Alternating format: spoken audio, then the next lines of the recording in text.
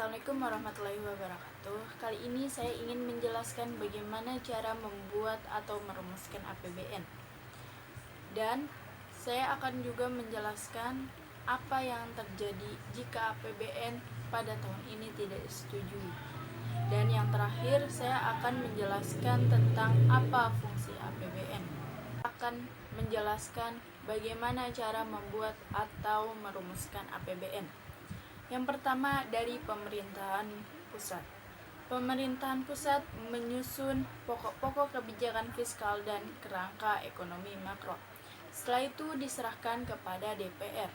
DPR menerima pokok-pokok kebijakan fiskal dan kerangka ekonomi makro, lalu diserahkan kepada pemerintahan pusat dan DPR.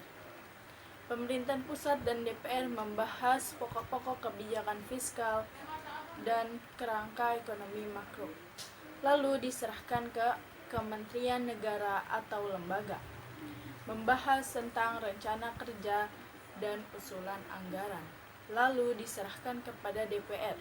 DPR menerima rencana kerja dan usulan anggaran, lalu diserahkan kepada Kementerian Negara atau lembaga dan DPR. Kementerian Negara atau lembaga dan DPR membahas rencana kerja dan usulan anggaran. Setelah itu diserahkan kepada Menteri Keuangan. Menteri Keuangan menyusun RAPBN. Setelah itu diserahkan lagi kepada pemerintahan pusat untuk membahas RAPBN dan nota. Setelah RAPBN dan nota, ada juga keuangan kepada DPR. Setelah itu, dari pemerintahan pusat membahas RAPBN dan nota, diserahkan kepada DPR.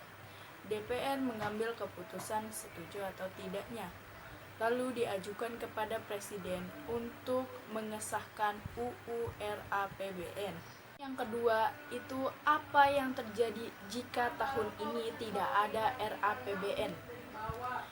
Jika tidak ada RAPBN pada tahun ini, berarti tidak ada KIP, Kartu Indonesia Pintar, tidak ada kartu miskin, tidak ada bansos atau bantuan sosial dari pemerintah, dan tidak ada lagi kartu prakerja.